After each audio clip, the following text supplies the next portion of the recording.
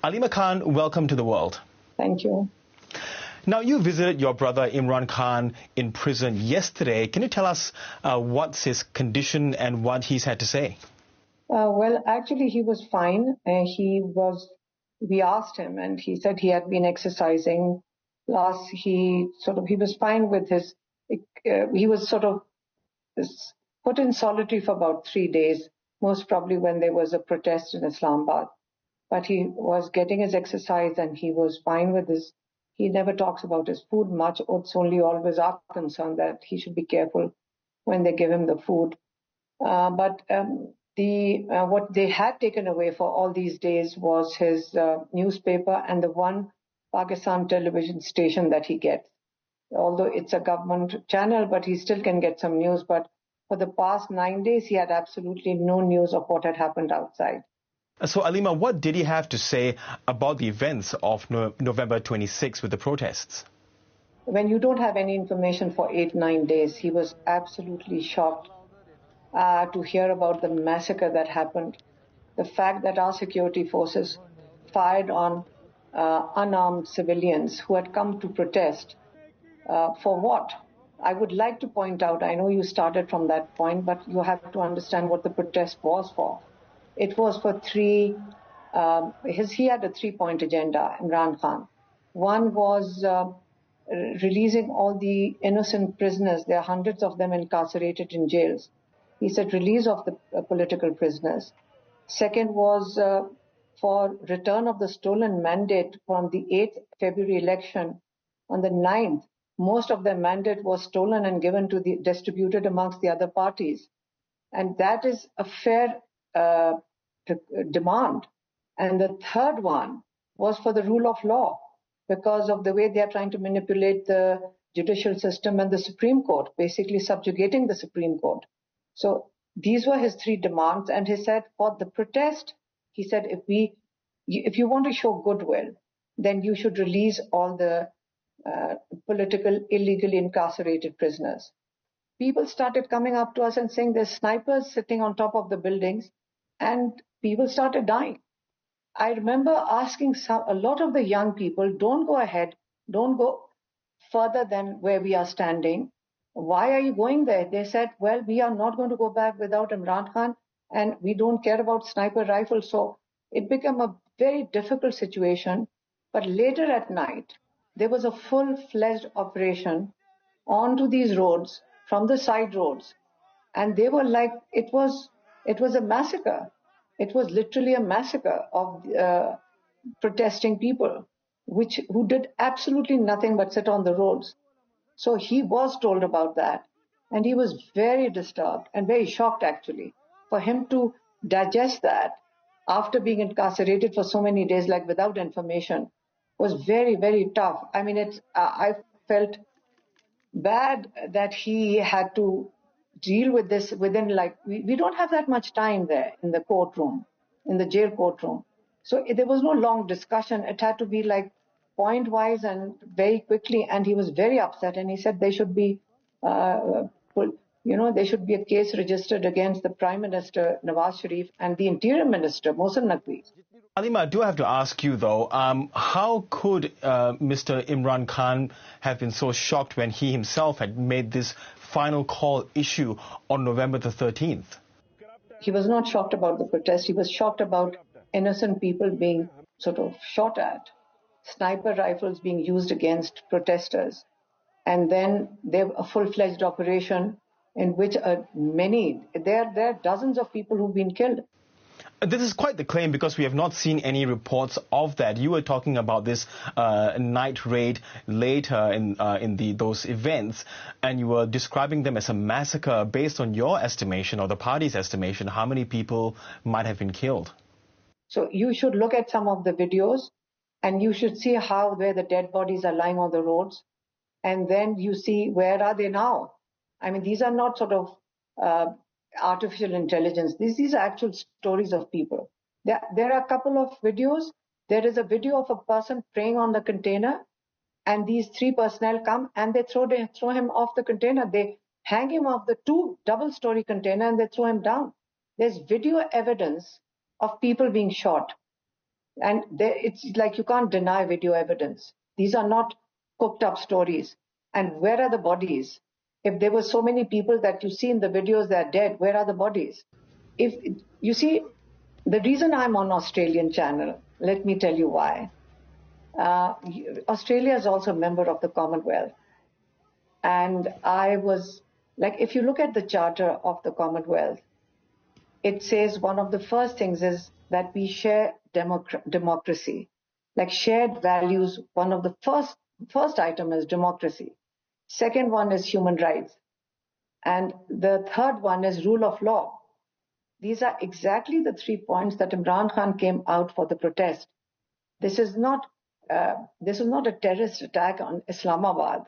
These were people asking for their rights. So as a country that shares values on these 3 items,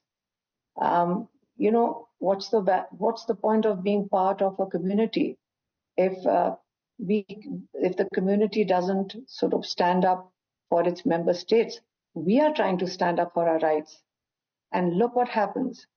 So when this happens, we look forward to the fact that the Australian High Commissioner over here will give some information to their government, and we would hope that the people of Australia will also understand that as a community, we should stand up for each other's challenges. Who do you think was behind the actions against the protesters, the army, the military, the police? We did hear that there were gunfires, guns being fired, shots being fired, rubber bullets, live rounds, and tear gas as well. Who do you think was sort of behind this? Are we looking at the Prime Minister himself, or was it the military leadership? We have a Prime Minister. What do we have him for then? I mean, the military is under the Prime Minister, correct? And there's an Interior Minister. And there's an Army Chief. This is the 3 people that are responsible for this. And it was a military unit. And do you think, historically, though, the military has been a very powerful force in Pakistan with multiple coups? Where do you see the military fitting into all of this? We have had 3 coups in the history of Pakistan. If you look at our history books, this has never happened, even in the coups. Even in the martial laws, this has never happened. This is the worst thing, the worst experience Pakistan has ever had of shooting your own people in the middle of Islamabad, I suppose.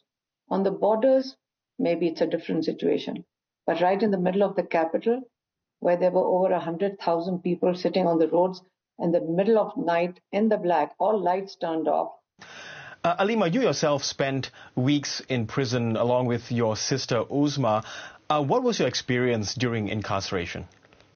Prison was a prison, I suppose, and it was clean, and we were in isolation, no information again. But what they did to my brother Imran during that time was terrible. 2 weeks. You see, in a prison, it's for all prisoners. It's like the human rights violation of what they did to my brother was worse. Like in prison, it's like 12 hours in a cell and 12 hours outside. For Imran Khan, for 10 days, they did not let him out of his cell. There was no light, so he couldn't read. So that is torture. They tortured him. 3 weeks for the next 10 days, he was allowed out for maybe 1 hour.